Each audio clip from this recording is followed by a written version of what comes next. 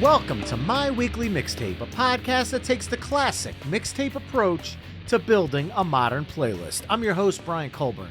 Joining me tonight as guest curator is David Rosen, host of the Piecing It Together podcast. David, thank you so much for joining me on My Weekly Mixtape. Yeah, thanks so much for having me. I'm really looking forward to this. I love making myself a mixtape, and I think we got something really cool here. Well, then let me start by asking you my first-timers question, which is, what does the word mixtape mean to you? Yeah, back in the day, of course, it meant something tangible and, mixtapes or mix CDs even a little bit later on. Nowadays, I think it's kind of interchangeable with playlists. I mean, I don't know about you, but I'm kind of lazy at this stage of my life. And so, they've made it very easy for us. And, as a musician myself, I'm not exactly a big fan of the streaming services, but, it certainly makes it easier to put together a mix like this. And basically just picking songs that either you love or that fit together, depending on what kind of a mix that you want to make. Well, the mix that we're going to make tonight is another Songs About episode. And that kind of episode is where David and I chose a random object and we craft a playlist dedicated to that object. And tonight, that object is guitars. So, David, what were you looking for in the songs you brought to the discussion this evening? Yeah, I think for me, it was specifically like celebrating the guitar. Like, I think that was kind of my entry point. And yeah, there's a lot of different ways to do this because I know when you first came to me, it was like specifically song about a guitar. But then as soon as I started making my list, and there's some certainly that are about a guitar, but they started just being about like, the love of playing guitar, the love of, your guitar, and what a guitar can do for you and what you could put out into the world with a guitar. So it really became more about like celebrating guitars within the actual song and the songwriting and the lyrics. And that was very much where I was going with my pick of songs, sometimes where the guitar is used as an object within the storytelling of the song. Sometimes it's the actual guitar that is the piece of the song's affection, if you will, or it's about the love of the instrument in general. Yeah, absolutely. So let's get down to business because tonight, as I mentioned at the top of the show, David and I are curating a Songs About Guitars mixtape, and we're going to use the old cassette deck approach. David, as my special guest, will begin side A with his first song choice, and then I'll add a song that I feel best follows up that choice. We'll then flip-flop choosing songs until we've mapped out 10 songs for side A. We'll then give our mixtape a proverbial flip, and we'll map out side B, only this time I'll kick things off with David choosing second. Our overall goal for this episode is to craft the best Songs About Guitars mixtape possible through only 20 songs. At the end of the show, you can take our conversation to the next level by visiting the episode page at myweeklymixtape.com to give our final mixtape a listen via the embedded playlist. And if you like what you're hearing on the show, you can help me out by either telling a friend, leaving the show a 5-star review wherever you're tuning in, or becoming a Patreon mixtaper at patreon.com/myweeklymixtape. There you can enjoy ad-free episodes of the show, become a future guest, and so much more, such as chiming in on the weekly episode topics, which several of the mixtapers have done tonight, and I'd like to shout out a couple of those suggestions. Tom Hutchinson chimed in with While My Guitar Gently Weeps, saying it's his favorite Beatles song. However, the version by Tom Petty, Prince, and Jeff Lynne for the 2004 Rock and Roll Hall of Fame is an incredible cover and amazes him. It amazes me as well. Chad Lamassa echoed Tom 100%, as he was going to chime in with both of those versions as well, but instead he added Lucille by B.B. King. Sherry Thomas chimed in with Guitar by Prince. Philip Bergman chimed in with Guitar Man by Jerry Reed, Guitar Boogie Shuffle by The Virtues, Play Me Like You Play Your Guitar by Dwayne Eddy, and Yakety Axe by Chet Atkins. And Seeker chimed in with Axe Grinder by the Hoodoo Gurus, an Aussie psychedelic rock band, saying they also have a 1985 album titled Mars Needs Guitars. So a 2-for-1 there. I could dig it. Once again, if you'd like to join the Patreon Mixtaper family and chime in for future episodes, you could do so as well at patreon.com/myweeklymixtape. And David, with that, I'm officially going to press the record button on our mixtape and pass the mic to you.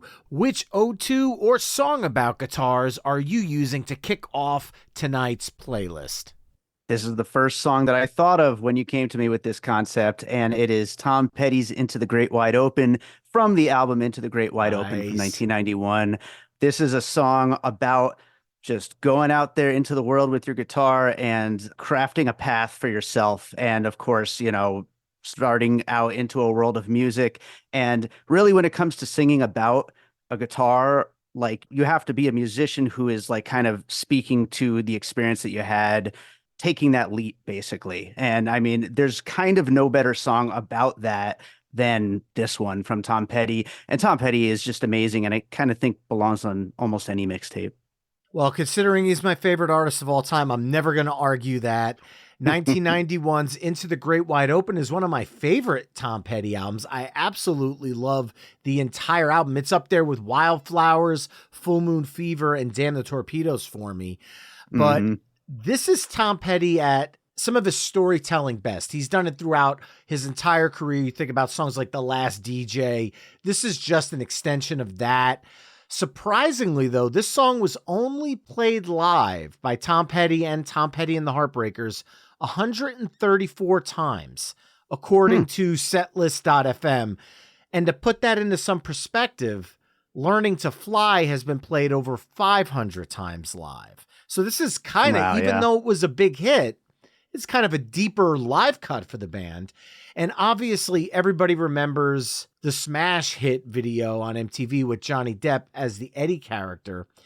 Sure. The only thing that truly bothers me about this video and this song is that the video version is longer and you get some tasty Benmont Tench moments, as well as some beautiful Mike Campbell guitar licks that are missing from the original studio version.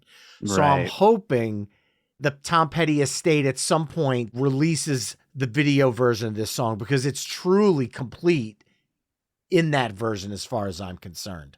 Yeah, that would be great. I would love to get that extended video cut at some point, because any excuse to get some of that extra musicianship from that band, I'm down for that.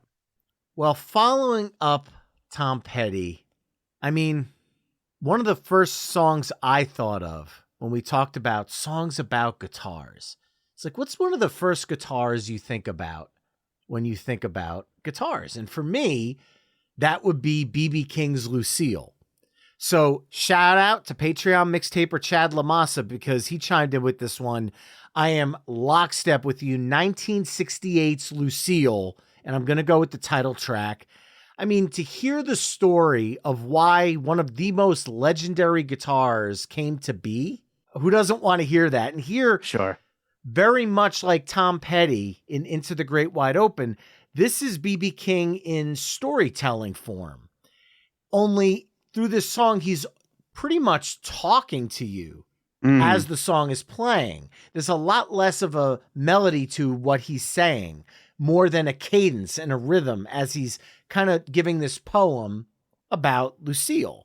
And I don't want to offer too much commentary on the story, because the story of the guitar kind of lies the magic. And if you've never heard it before, I don't want to spoil that, especially coming from somebody who hosts a movie podcast. I think you respect to go spoiler free, and it's really hard to spoil a song.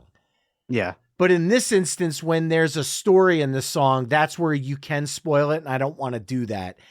However, I have a personal Lucille story. In my early days in radio, I worked in a radio network in New York City, and I was given a stack of tapes to bring to one of the studios. And as I'm carrying this stack, it kind of covers right up to about the tip of my nose, right underneath my eyeballs, holding about maybe a dozen or so tapes. And my boss is talking to me, so I'm stepping backwards in the hallway slowly, hearing what she has to say, and kind of working my way to get the tapes to the studio. And as she's talking, I feel this hand hit my right shoulder. And I hear, whoa, whoa, whoa, young man. And I'm like, oh, God. And I kind of stop short. And I turn around, and it's B.B. King holding Lucille. Wow. And I'm holding these tapes, so I'm kind of like looking through the top of so I kind of lower them as much as I can, and my jaw's on the ground, because here's this legendary blues musician holding one of the most iconic guitars. And I said, Mr. King, I am so, so sorry, sir. He's like, you are doing your job, young man. However, if you knock me down, I'll just get right back up. But Lucille doesn't know how to take a fall very well. And I was like, well, I backed up, and I'm like, after you, Mr. King. And he walked by and he said, have a good day, young man. And he went off into another studio. But that was my moment and my brush with greatness. And I felt like that was the perfect way for me to start my contribution to guitars tonight. Amazing. Amazing. I love it. Where is Lucille now? Do we know that? I'm guessing in some museum or something. The actual guitar, I'm not sure. Yeah, I wonder. It's got to be somewhere, like, I think everybody would want to see that, because that is, like you said, it's just legendary, and it's one of the most important guitar players of all time, his cherished guitar. So it's got to be. Well, I hate to say it, but because as we're talking, obviously we have the internet, it's sold at a U.S. auction for $280,000 back in 2019. Hopefully it's got a good home. Hopefully they're going to do something good with it. I hope so too. But obviously you can get the replicas out there, so at least there's that. Absolutely. Absolutely. All right. Well, we've got Tom Petty, my favorite artist of all time. Lucille, one of my favorite guitars of all time. Where do we go from here? We have to go to a guitar pick with the Tenacious D song, The Pick of Destiny, from the soundtrack to the album, The Pick of Destiny from 2006, the film. And this is, honestly, when this song came out, I was, I want to say, I was 25 at the time, and it was probably the coolest song I'd ever heard in my life at that moment. It's just Jack Black being purely ridiculous. And of course, doing one of these kinds of movie plot recap songs where he's just kind of talking about like the events of the movie itself. And it is just the coolest, just most awesome riff. And we love Jack Black as a singer as well, and just what he brings to that song is incredible. But Cage is just awesome on it, and yeah, singing about basically this pick that was chipped off of the devil's tooth, and which is of course a play on many of these classic old blues tales. But it is such a fun movie, such a ridiculous movie for anyone who's a musician or into guitars, and it is an awesome song, and I think it deserves a place on here. Wow, I did not expect that coming out of Lucille, but because he who is sleazy is easy to pleasy, I will take that pick any day of the week. What a fun kind of cult comedy classic. Oh, yeah, absolutely. And if you're a musician, it steps that up even higher. Definitely. All right. I wasn't expecting to go there, and you went to something that it's kind of comedic, the song. So this gives me an open door to put in a song that I didn't know how I would ever be able to include it in this list, because this song's a little bit of an outlier. It's a punk song, but it's a tongue-in-cheek punk song, and there's a little bit of a comedic aspect to it. But now that you've introduced comedy to the mix, I easily know what I'm going with here. From 1988's Beelzebubba, I am going to go with the Dead Milkmen's The Guitar Song. Now, this is the album that most people will be familiar with the name The Dead Milkmen because of Punk Rock Girl. It was a video staple on MTV. But 4 songs later on the album is this masterpiece of an ode to the guitar. And the song, like The Pick of Destiny, doesn't take itself very seriously at all. Sure. Repeating, what's that sound coming out of the hole in the wood, at points just screaming it over this tranquil, almost acoustic music bed. It is a real goofy song, but every time I'm playing the guitar and I'm kind of warming up and tuning it, sometimes I will go, hey, what's that sound coming out of the hole in the wood? Like, it's a fun song, and I had an excuse to use it now. Yeah, I'm glad. I'm glad that you brought this one up because this is a very fun, ridiculous song. It also reminds me so much of just like walking around a record store and just kind of like browsing vinyl. At my family, we have a record store here in Las Vegas, Wax Trax Records, and every time I'm in a record store, you hear like these weird little goofy, songs like this, and this just totally reminds me of that kind of song that you would hear in that kind of setting, and it's a really fun one. Yeah, the Dead Milkmen are one of the more underrated punk rock groups based out of Philadelphia. If anybody wants to go down a really fun, sometimes not too serious, sometimes quirky, and sometimes even offensive, depending on who you are, rabbit hole, check out the Dead Milkmen. But now, David, I'm throwing it back to you. We've done a pair of really serious songs, followed up by a pair of not so serious, probably comedic songs. So where do we go from here? I guess we'll go heartfelt because I'm bringing up Olivia Rodrigo, a new artist, and her song Scared of My Guitar. It's from the expanded, spilled edition of her album Guts from 2023, which she is one of my favorite like current artists right now. I think she's doing like really, really great stuff. She's got that kind of hard on her sleeve kind of emotional thing that a lot of these kinds of artists, these pop singers have nowadays, but mixed with like a real serious musicianship. And this is a song about how she's scared of her guitar because she knows that even though she can lie to her boyfriend, who's right there in the room with her, she can't lie to the guitar while she's writing a song. And it's going to get the truth out of her no matter what. And it's a really clever song. And it's tough nowadays to find new artists that you like really connect with. And it's really exciting when one comes along who is just so damn good. And this is a fantastic album. And the regular version of Guts was great. This extended version added 4 more songs, and they're all really, really good too, this being one of them. And yeah, it's probably the newest song that we're going to have on this list. I would encourage people to check it out who maybe are like, oh, it's not rock and roll. I'm not going to go check out Olivia Rodrigo, but I think you'll be surprised if you check out her album. You'll really like it. Yeah, my oldest is a big fan of Olivia Rodrigo, and I understand why. I'm going to give a hot take here. This might be my favorite Olivia Rodrigo song, period. There's such a poetic beauty to the song.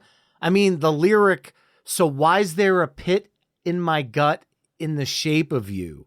Which when you're sitting there picturing her holding the guitar, it's a very visual description. She's holding the guitar in her gut, but she's actually talking about the pit of her gut, like in her soul. Sure. Yeah, so it's literal and figurative simultaneously. That adds an immediate punch to the opening. The song's beautiful. And it's quite the pivot from the Dead Milkmen, but I like it. I like it a lot. Absolutely. You gotta go around. That's part of what makes a good mixtape, right? Yeah. So I'm going to stay in this kind of serious mode here and go with another lyric that really hits me from another female artist who sadly, unfortunately, is no longer with us. And the lyric I'm going with is, and she plays along while I sing out my blues. And I'm going to go with Amy Winehouse's Cherry. Now, that was originally on her Frank album as a studio cut. However, it's almost relegated to this kind of like in-betweener track because on streaming, it's just kind of slash tacked onto the end of You Sent Me Flying. So I'm actually going to go with the 2007 version that's live from Shepherd's Bush on the album I Told You I Was Trouble live in London, because the studio version's only 90 seconds long. It's beautiful, but it feels brief. It feels like a transitional piece on that album. This live version opens it up to a nice 3-minute and change song, and the guitar solo adds this dynamic tension because it feels as if almost the guitar is singing back to her, saying, I love you too, but through the notes being played. So it's a very well-crafted story that's being told. And I mean, at the end of the day, God, Amy Winehouse's voice is just It's hypnotizing. What a Oh yeah. beautiful song. What a beautiful song and what a beautiful voice. And just gut wrenching that we don't have anything new from her. Yeah, no, absolutely. Yeah, it's a solid song. I had actually never heard this song when you brought it up to me, and it's a very good song. And it's interesting, like bringing up a song like this along with something like BB King's Lucille, which, Amy Winehouse being someone who, her whole vibe is like this whole retro thing and bringing back these styles that weren't really in vogue at the time when she came out. And she kind of brought everybody along with her into celebrating all this stuff. And I feel like just bringing back the celebration of the guitar and a song like a BB King Lucille is something that was like clearly on her mind when she wrote this. You don't think of Amy Winehouse as the guitarist because she was always the front woman on the Hmm. stage, but she does play. Yeah. And that part of it is where the songwriting aspect of her came out, but she's kind of telling the story of how she presents her stories in music. And I think it's just a perfect follow up to Olivia Rodrigo because they're both telling similar stories about how the guitar is kind of part of their voice. And I feel like lyrically, these two flow very nicely back to back. Absolutely. All right. Well, following that up, we are up to track 7. What do you got? Well, actually, perfect that it goes after that Amy Winehouse Cherry song because I was just saying about how Cherry was probably inspired by Lucille. This one is from one of my favorite artists, Ryan Adams, and it's from his 2005 album Cold Roses. It's called Rosebud, and it is inspired by Jerry Garcia's guitar, Rosebud, which I love the idea of, an artist singing about their influences, basically. And this is a song about like, it's kind of just like almost a little silly-ish, just like about like when I pick up my guitar, I don't really know what to sing or what to play, but I think about Rosebud. I think about Jerry Garcia's guitar and I just start trying to play like that, basically. And that's where the song comes from. And a lot of people would compare that kind of Cold Roses era of Ryan Adams. His style and genre changes from album to album after his like 20 something albums over the years. But that one is very Grateful Dead style. And so it's pretty obvious where his influence was at that very moment. And I just think it's a fantastic song. It's kind of a deep cut on the album, but I wanted to include it here. I think you summed up the track perfectly. You could hear the love of the Dead coming through this song and throughout the whole album. But Yeah. there's a production style on this album that to me feels like a tip of the cap from Ryan Adams to Neil Young's Harvest. If you Oh, sure. listen to Rosebud up against a song like Out on the Weekend or Heart of Gold, there's this tone that kind of sits over the production that it feels like they're from the same era. And I think that, and again, I'm guessing, but from listening to the lyrics on the album and where Ryan Adams was coming from, I kind of get the vibe that he was trying to make it sound like a 70s era Dead album, which does have the same output and sound. If you think about some of the acoustic songs on Working Man's Dead Hmm. to Neil Young's Harvest, there's like kind of this sound of that era, and it comes Yeah, through shining in this one. absolutely. So following that up, I think I know what I'm going to do. I am going to go a lot newer with a song that came out in the last now 4 years. And I remember during COVID, there was not much new going on, but there was a Hmm. documentary that Bruce Springsteen put out about his new album at the time, Letter to You. And to me, that was like, oh, thank God, something to watch that's like musical and fun. Sure. And there's a part of that documentary that focuses on this one song, House of a Thousand Guitars. And that part to me was a very powerful part of the documentary. The song is fantastic. It feels like a classic Bruce Springsteen in the E Street Band song. And Bruce Springsteen had talked about this song to the Irish Times. And I want to read this quote here because I think it's kind of sums it up better than I could. House of a Thousand Guitars attempts to define the world that I attempted to create with my audience and my listeners from the beginning. It's a world of value, of code, of honor, fun, and joy. And that's a world I create when I walk on stage at night and my audience walks through the door. We live in that world for 2 or 3 hours, and then we leave and take that world with us and hope that it sustains us for as long as it can. The house of 1,000 guitars is the house we built, and within this house, these things matter. That's why I picked the song. Like, I mean, that's the love of music and the love of the instrument and how it brings the crowd and the fans and the musician and the artists together. And to me, this song kind of celebrates that. And I also want to say, if you're a Bruce Springsteen fan, episode 53, there's the Ultimate Bruce Springsteen playlist with Jesse Jackson, host of the Set Lusting Bruce podcast, who's another proud member of the Pantheon podcast family. I am not going to spoil, like the movie thing I said, I'm not going to spoil if House of 1,000 Guitars made the list, but it's definitely in my bank of songs that I'm bringing to the table. So if you like Bruce, you want to go back and check that one out. But following up Ryan Adams, Bruce Springsteen's House of 1,000 Guitars. I actually almost picked this song. Nice. This was one on my mind, but I didn't. But I love that quote that you brought up. And not very surprising that Bruce Springsteen knows how to articulate his love of music and of bringing the crowd together and of guitars. He knows how to kind of tell a story and how to celebrate music. So, yeah, that's a great quote, though. And Set Lusting Bruce, great podcast. One of the first podcasts I ever guested on. Awesome. Yeah. Very cool. Well, coming out, we've each got one song left on side A. So what is your last contribution for track 9? So I wanted to mix things up a little bit, and I got a hip hop song in here. I've got the Fugees' Killing Me Softly from 1996 as the score. When I first was thinking about this one, I was like, maybe I should go back to Roberta Flack, but then I was like, actually, that was a cover too. So you know what? Screw it. I'm just going to go with the Fugees, and it's a great song, and it's obviously with the strumming my pain with his finger line, it fits in with our whole mixtape here, and it is about somebody who is performing music and how that makes somebody feel, and so I think it fits well enough, and it's just a great track and was a huge hit and deservedly so. And it's always great when you hear this song pop on. I'm always down to listen to this one.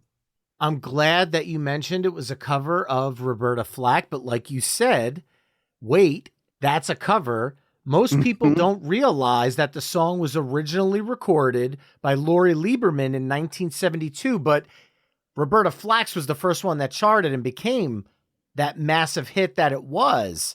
But there's this interesting fact. It did not appear on the Billboard US Hot 100 because it was never officially released as a commercial single, which was a rule at that time.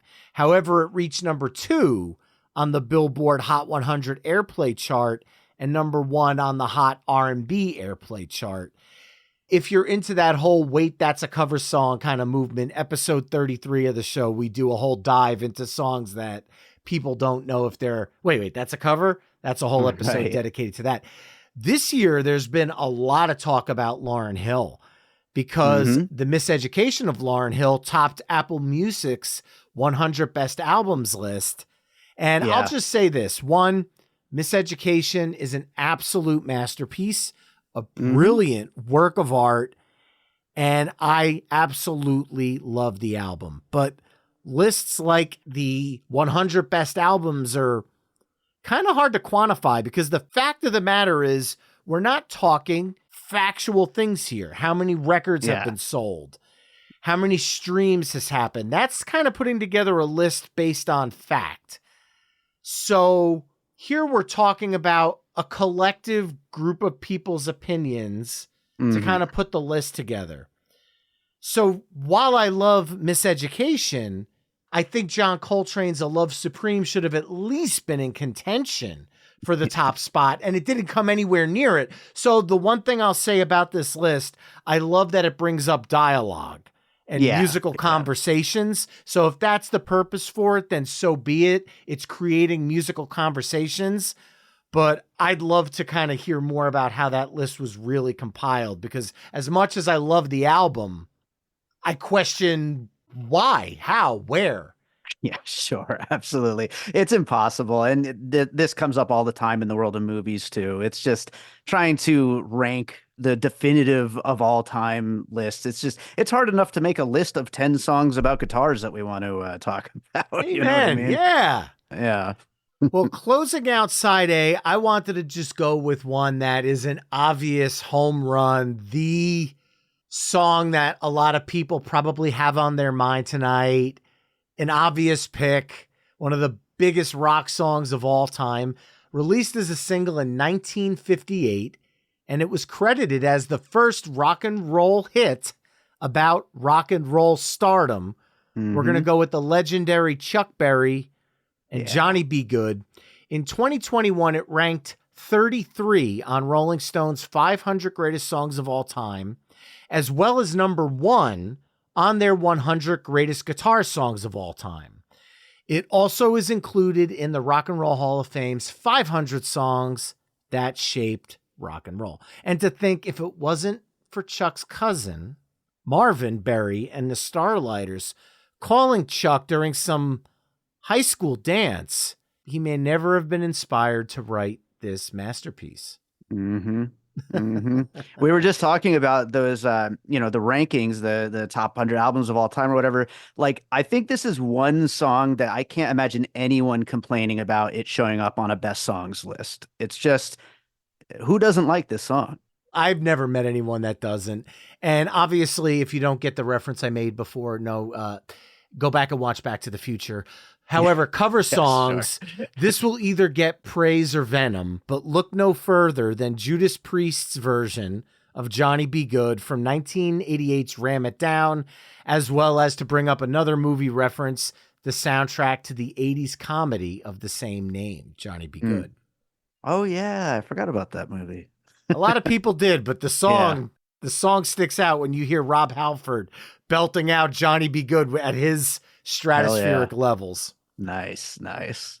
Well, there you have it, folks. Side A of our Songs About Guitars playlist, which kicked off with Tom Petty's Into the Great Wide Open, B.B. King's Lucille, Tenacious D's The Pick of Destiny, The Dead Milkmen's The Guitar Song, Olivia Rodrigo's Scared of My Guitar, Amy Winehouse's Cherry, live from Shepherd's Bush, Ryan Adams' Rosebud, Bruce Springsteen's House of a Thousand Guitars, Fuji's Killing Me Softly, and Chuck Berry's Johnny Be Good. Head over to myweeklymixtape.com to hear all the songs we've discussed in this mix through the playlist embedded on the episode page. Now, David, why don't you tell people a little bit about piecing it together, as well as how they can connect with you and the show? Absolutely. Thank you so much. You can find Piecing It Together on all of the podcast apps, and I'm very, very active on social media at Piecing Pod. But what Piecing It Together is a podcast about movies and what movies inspired them.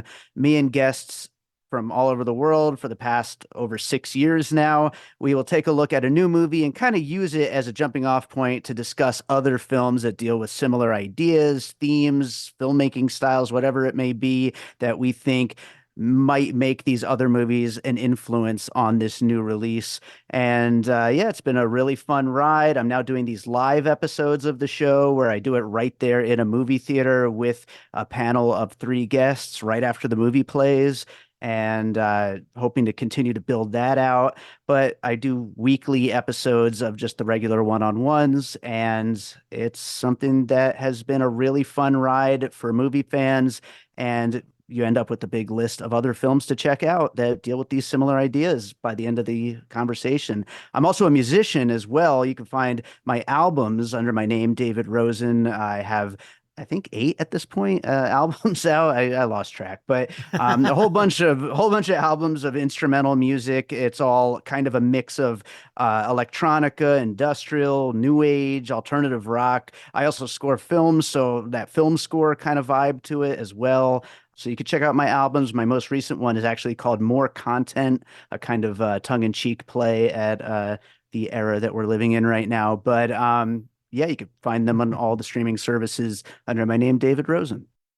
Well, kicking off side B, I am going to first make an admission of guilt.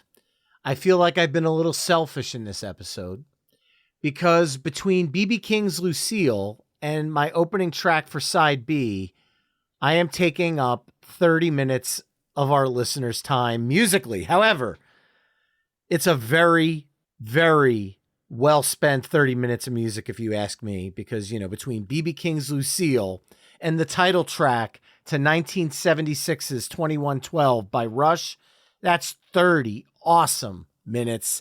Now, without getting too deep into the woods of this song, Rush's fandom site actually sums up the story quite well. So again, without spoiling the ending of the song, if you haven't heard it yet, in the year 2062, a galaxy-wide war results in the union of all planets under the rule of the Red Star of the Solar Federation. By 2112, the world is controlled by the priests of the temples of Syrinx, who determine the content of all reading matter, songs, pictures, every facet of life. A man discovers a guitar and learns to play different music. When he goes to present to the priests of the temples, they destroy the guitar. He goes into hiding and dreams of a world before the Solar Federation. Upon awakening, ... Listen to the 20-minute masterpiece and find out for yourself, because Rush knows how to tell a story. If you're a Rush fan, episode 52, the Ultimate Rush playlist with fellow Pantheon Podcast Network mate Steve from the Something for Nothing, a Rush fan cast episode, will have a lot more to fill that Rush void in your life. But when I think about a song that's built around a guitar as part of the story, the way you started off Into the Great Wide Open as the guitar being part of Eddie's story, here we've got Rush and 2112. That is a hell of a story in this song. I've never been a big Rush guy. Like, I don't dislike them. I've just never dug into their music or anything. So I wasn't really familiar with this, aside from just knowing it was a Rush song title. So I just didn't really know what it was going in. And as it was playing out, I was like, where is this going? This is a crazy song. But yeah, it's a cool song though. And one of these days, I think I'm going to have to finally go on the Rush journey and dig in, because I always like everything I hear from them. I think you'll be blown away, to be honest. Yeah. It's one of those things that sometimes when you hear certain songs picked out here and there, they make sense in that moment. But when you hear them in the Rush catalog and in the album space, the songs take on bigger meanings. And I think that's what makes Rush fans so intense about their love of the songs, because within the albums, the songs really do take on a higher meaning. Yeah, absolutely. I could totally see that. I could see, especially for a group like that it's, once you dig in, it just keeps enveloping everything and you just kind of can't get it back out. Well, now I've given you 20 minutes here to think about your next pick. So Sure. Yeah. As the song is finally winding down. Yeah. And we are hearing, attention all planets of the Solar Federation, we have assumed control. Where are you going from here? We are going to, I think, one of the most obvious picks for this list, and that is Foreigner's Jukebox Hero from 1981's 4. This is just, it's such an obvious song for a celebration of the guitar. This song paints such a picture of someone who has head hung low and in the rain, and he hears that band playing, and then he hears that one guitar, and then it just changes his life. It goes right along with Tom Petty, which I started the first A side with, a guitar being kind of that catalyst for changing your life and taking you on a journey. I think it's a great song. It's a fun song. It's a totally singable song, honestly. And another thing, I don't remember if it was Guitar Hero or Rock Band, but there was a moment when those games were super, super popular. And I feel like this was probably the single most played song on one of those games. Everybody would always pick this song, and it was always just such a blast to play along to. Well, I know that Patreon mixtaper David Lee Smith is a huge Guitar Hero guy. I actually watched him on YouTube play Eruption on the hard level on Guitar Hero and just absolutely annihilate it. Ridiculous. He'll know the answer to that question. So David, when you're listening to this, chime in and let us know, and I'll follow up on social media. The song reached number 26 on the Billboard US Hot 100. I actually thought it was a top 20 hit, so I was surprised by that fact. And another interesting fact about the song, Thomas Dolby plays the main synthesizers on the track. And wow. the story's lead singer, Ian Lloyd, and Robert Mutt Lang are singing background vocals on the track. I also like the fact that in kind of a nod or a similar fashion of 2112, there's this kind of storytelling in the song. You know, kid gets sold out of show, kid hears guitar, kid has epiphany, kid learns to play guitar, kid becomes rock star. You know, the jukebox hero. It's that old story. Absolutely. Yeah. And I'm not going to spoil the ending. This too has an ending to it that I could spoil. So I'm not going to do that. Even though you probably know Jukebox Hero, I don't want to spoil the ending of Jukebox Hero.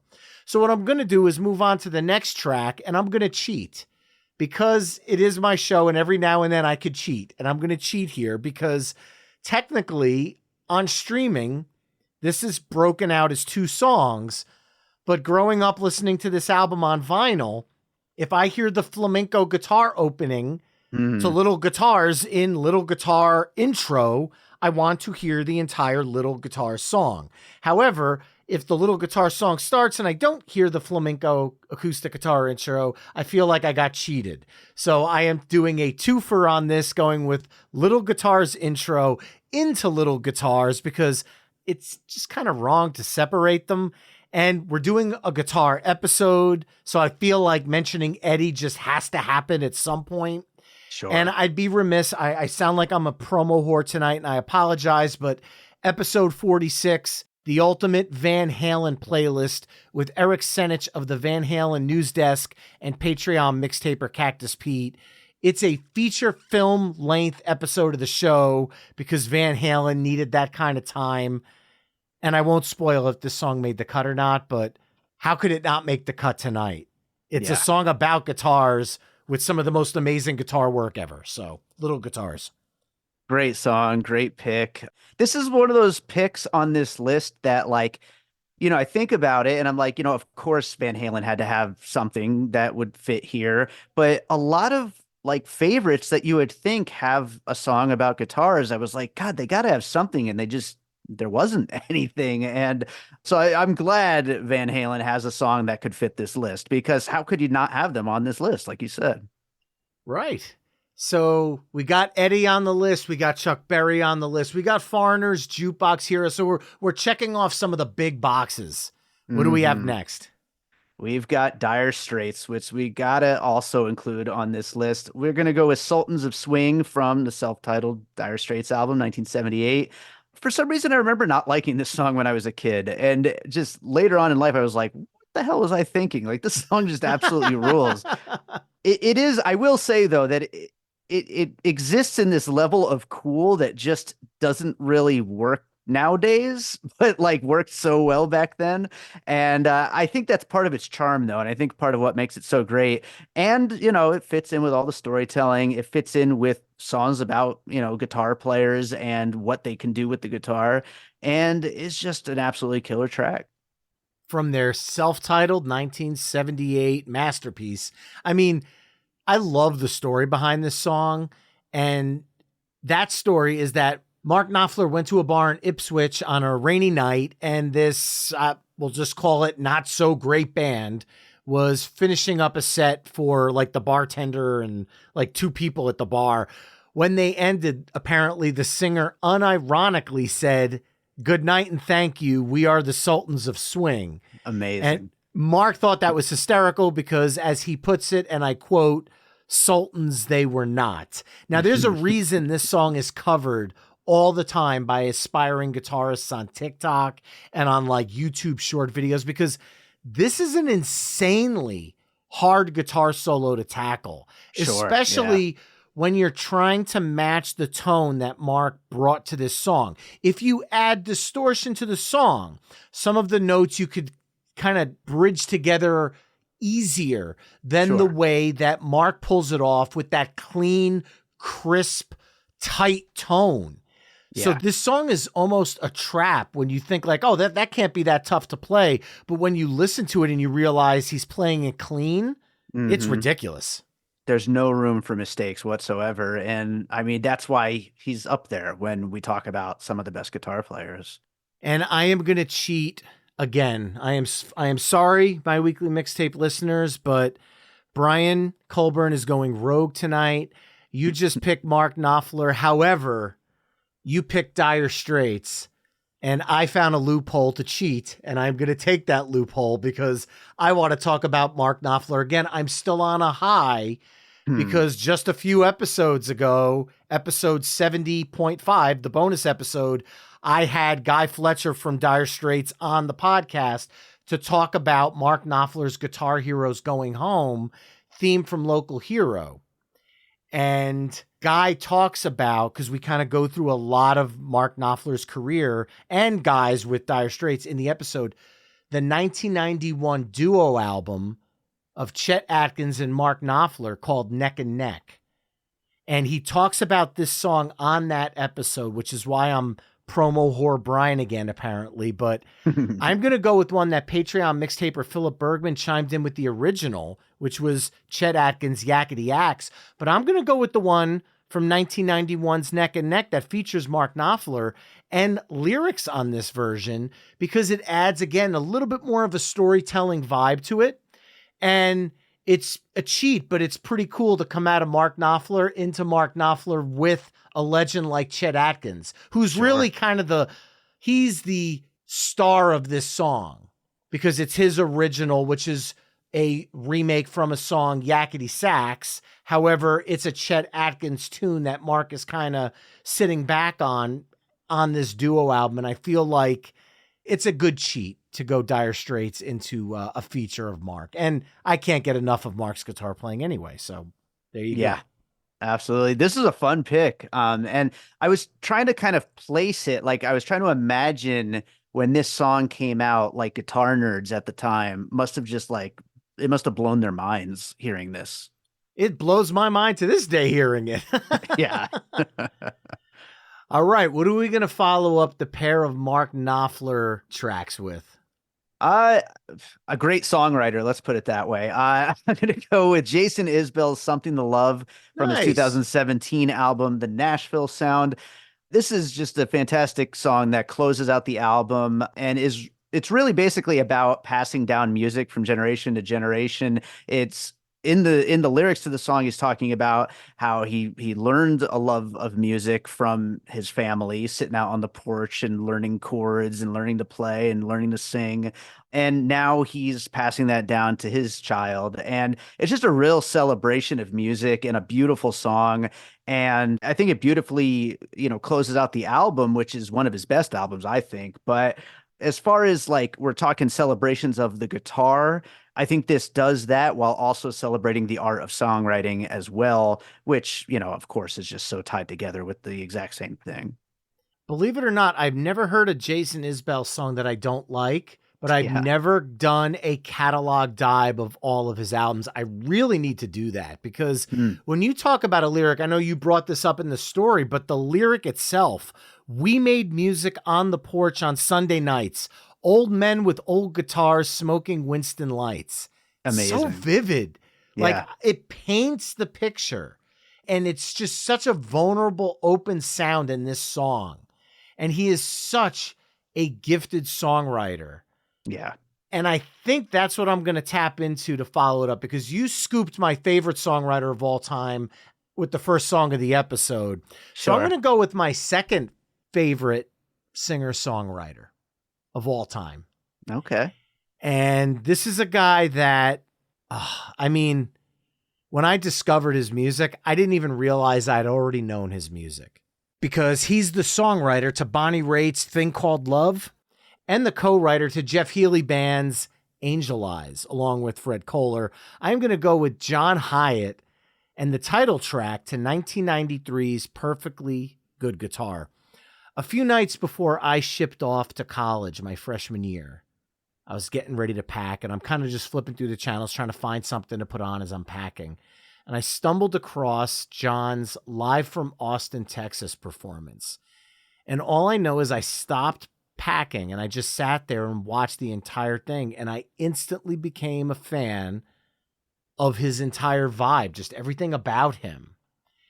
And when it was over, I finished up packing and my folks said, before we head out tomorrow, is there anything you need that we got to hit before we whisk you off to college? And I said, I just watched this really awesome special on TV and I got a long drive ahead of me. I'd love to grab this CD for the ride. And before we left, they took me to the music store and I grabbed 1993's Perfectly Good Guitar. And my first drive down to college is filled with memories from this album. And you don't want to smash a Perfectly Good Guitar. This is a song about anti-guitar violence. Yeah. And I think that's a message that needs to be put out there, because at the time of this song, Garth Brooks, who was massive, completely blowing up, was making it a point to smash guitars at the end of his shows. Well, 93, I feel like everybody was. Oh, sure. And like grunge and punk, but this was mainstream country. This was a completely different audience. But actually, no matter what genre we're talking about here, stop. This is a PSA of epic proportions. Absolutely. Absolutely. I got to admit, I am not really familiar with John Hyatt that much. Like I heard this song, and hearing you describe your love of John Hyatt's songwriting, I really want to take the dive now, because I found this song to be like super silly, but really great. It's, almost borders on novelty in a way, just because of how it's just like this kind of silly idea of like you said, a PSA almost, like, do not smash guitars. So now I want to hear like some of his other songwriting and see like where that vibe takes him.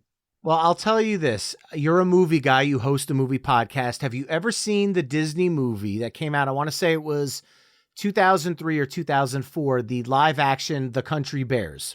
You know what's funny? One of my friends who likes a lot of like movies that don't necessarily have the best reputations was just telling me that he loves that movie and that I need to watch it. So do I. And a lot of the soundtrack is written by John Hyatt. Including the closing song, which is just a beautiful track. He is a masterful songwriter that just for some reason, like if you know who John Hyatt is, you know exactly what I'm talking about. Why he wasn't bigger is beyond me, because there were other artists that were able to take his songs to new heights. Even when B.B. King and Eric Clapton put out their duo album, Riding with the King, Riding with the King, John Hyatt song. Oh, there you go. There you go. Wow. All right. Yeah, I'm gonna have to dive in. I gotta listen to more for sure. You do that as I'm diving into Jason Isbell, and now I'm throwing it back to you to follow up that pair of amazing singer-songwriters. What do we got next? Well, I'm going to Prince for my next pick here. Nice. Prince, another guitar god to add to this list, with the song Guitar from a late era album, 2007's Planet Earth. Who doesn't like Prince? But I was always more of a Michael Jackson guy myself, to be honest. But this was one of the like songs that I was just like, oh, you know what? Hell yeah, I'm into this. And of course, who doesn't love like the classic Prince stuff? But I mean of like the later era stuff. But this is just a killer song, and I hadn't heard it in years, but it was kind of in the back of my mind when we started this exercise here. And I was like, I wonder how that song Guitar by Prince holds up. And I went back and listened to it, and I was like, it's Prince. Of course it's great, and it's a great concept for a song, telling this girl that, he loves her, but just not like he loves his guitar. I mean, it's a great like kiss off of a song, great attitude, and it's just a really fun one, and it's got that sense of humor to it, and it's also got some great freaking guitar playing. Of course, it's Prince. I mean, that goes without saying. I don't think there's any Prince song where you're like, well, that Prince song with the mediocre guitar playing, but never. This one is just on another level. Shout out to Patreon mixtaper Sherry Thomas, who chimed in with this one. This song ranked number 39 on Rolling Stone's list of the 100 best songs from 2007. So It was definitely recognized, and it charted in Belgium, France, Italy, the Netherlands, Switzerland, and the UK, but not in the US. I kind of think we got it wrong. I think the US got it wrong, because this is a great, great track. Yeah, absolutely. I think I saw him in 2007, actually. I was promoting this. I was working for a label at the time and promoting bands, and yeah, we were promoting this and I got to see him, and of course, amazing, amazing show. But yeah, I don't know why this one just didn't quite take off at this kind of era in his career. It just wasn't, nothing was really like connecting exactly. Yeah, that's unfortunately a musical bucket list that I won't be able to check off, but man, just a another worldly talent. Hmm. And I think I'm going to go back to this talent. And again, I'm not cheating this time because we're going to talk about it. Of course, we're going to talk about it. We have to talk about it. But once again, shout out to a Patreon mixtaper. We are really checking off the boxes and in sync with the Patreon mixtapers tonight. That doesn't happen all the time, but we are in lockstep tonight. Tom Hutchinson, he chimed in with both the Beatles and the Tom Petty Prince version of While My Guitar Gently Weeps. However, we've talked about Tom Petty and we've talked about Prince, so I feel like it's probably fitting to bring George Harrison and Eric Clapton Yeah. into the discussion tonight and go off of 1968's The Beatles or the White Album. Rolling Stone ranks it 135 on its list of the 500 greatest songs of all time, 7th on the 100 greatest guitar songs of all time, and number 10 on its list of the Beatles' 100 greatest songs. And in 2008, it ranked number 42 in Guitar World's 2008 list of the 100 greatest guitar solos. Now, the guitar is not the literal focus of the song, Hmm. but the emotions that the lyrics are conveying are spoken through the lens of the guitar, so to speak. And to me, that's a really interesting way to tell the story. And it's, I think, one of the more powerful George Harrison moments in his time with the Beatles, saying, like, I could write some, like, you get to All Things Must Pass Yeah, through While My Guitar Gently Weeps. This is George absolutely. Harrison flexing his songwriting muscles here. Absolutely. Yeah. And I've never been a big Beatles guy. Like, this is another one where it's like, of course, we all love a lot of their songs, but this was always the best I felt. And especially the covers. Like, it's just a great song that has been brought to life in all these amazing ways. You mentioned some of them already, but like, whenever you hear a cover of While My Guitar Gently Weeps, like, you could kind of know whoever it is, they're going to put some kind of spin on it and they're going to connect with it. And it feels like a song that just means a lot to anybody who picks up a guitar.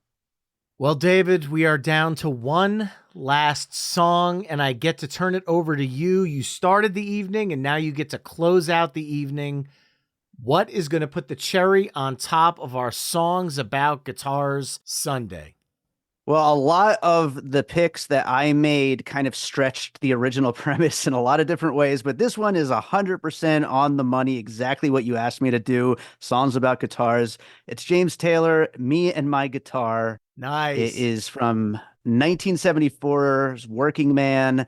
And I mean, this is it. This is just a song about a amazing songwriter writing about his guitar, basically, and why he loves it, why he loves writing songs with it, why he loves spending time being a musician, and why he chose this life. And it's a great song, and I think it's a really integral part of a playlist like this. You're definitely going to score points with my wife on this one. James Taylor is one of her all-time favorites. I've heard all of his albums through her. Hmm. This is definitely a top 5 James Taylor song for me personally. It's fun, it's funky, the Yeah. storytelling's incredible. Two kind of lyrics that stick out to me in this song is he hops up on my knee singing, "Get down, pops, it's song time." Like, how Oh yeah. vivid is that? Oh And yeah. then my favorite lyric in this song, which I think really sums up the evening as a whole, "But pay no attention to the man behind the curtain. It's me and my guitar." Hmm. And There there you you go. have it, folks. Side B of our Songs About Guitars playlist, which kicked off with Rush's 2112, Foreigner's Jukebox Hero, Van Halen's Little Guitars. Yes, I'm throwing the intro in as well. Dire Straits' Sultans of Swing, Chet Atkins and Mark Knopfler's Yakety Axe, Jason Isbell's Something to Love, John Hyatt's Perfectly Good Guitar, Prince's Guitar, The Beatles' While My Guitar Gently Weeps, and James Taylor's Me and My Guitar. Head over to myweeklymixtape.com to hear all the songs we've discussed in this mix through the playlist embedded on the episode page. Well, David Rosen, piecing it together, thank you so much for joining me tonight on My Weekly Mixtape. This has been a lot of fun. Thank you so much for having me. And remember, you can find My Weekly Mixtape on almost all the social media haunts at My Weekly Mixtape. You can also head to myweeklymixtape.com to check out the full catalog of My Weekly Mixtape episodes. And finally, if you like what you're hearing on the show, you can help me out by either telling a friend, leaving the show a 5-star review wherever you're tuning in, or becoming a Patreon mixtaper at patreon.com/My Weekly Mixtape. There you can enjoy ad-free episodes of the show, become a future guest, and so much more. That's all for this week. Thanks again for listening, and until next time, enjoy the tunes.